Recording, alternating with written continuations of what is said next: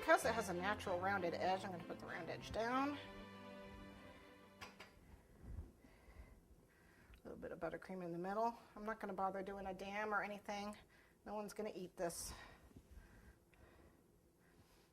It smells like a yellow sponge cake or something. Just trying to stick the two halves together.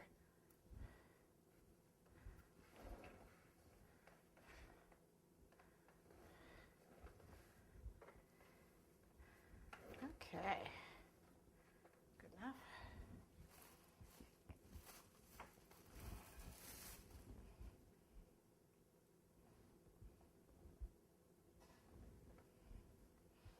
Okay, that's good.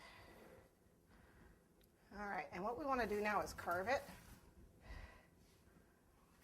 All right. For this pillow cake, we're actually not going to carve that much. This is a round pillow cake, and the idea is that it's going to be kind of tufted, gathered in the middle. I'm going to use my clay gun to make a little pipe rope in the middle, and it's going to be tufted, gathered, and then it's going to have a button here in the middle, and of course the shoe's got to sit on this, so you don't want it to be indented too much. A little itty bitty shoe on that cake. Okay, but we want to round these corners just a little bit, and like I said, it's best if it's frozen.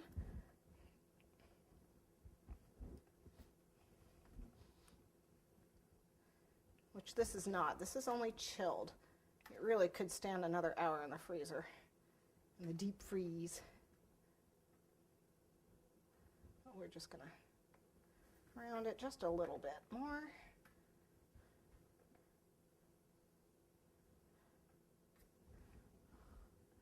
Just going to get it a little rounder here.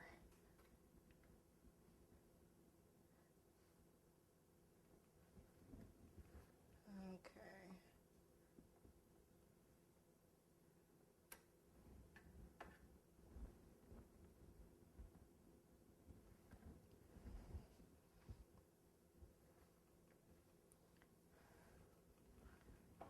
Okay, take a step back, turn it, look at it, make sure it looks all right.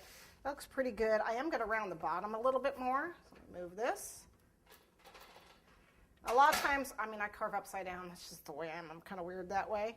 I'll actually, carve upside down, but in this case, I'll just flip this one. I thought I had another board, but I don't see it. So we'll just flip it onto its little plastic here. And just give a little carve on the bottom, too. So it looks more pillowy.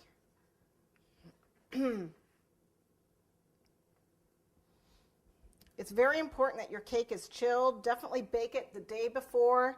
Let it rest. You really want it either frozen or thoroughly chilled before you carve, or it's just going to crumble.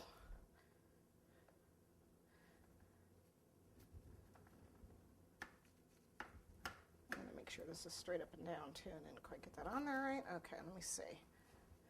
And if you gotta, carve it a little more afterwards, well, it's no big deal.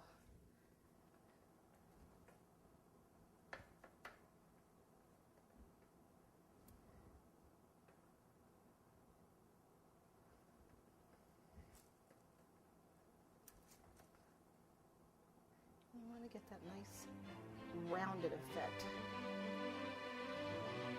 If you've got a 3-inch pan, that's probably pretty optimal. So you get that natural rounding on the top, less carving.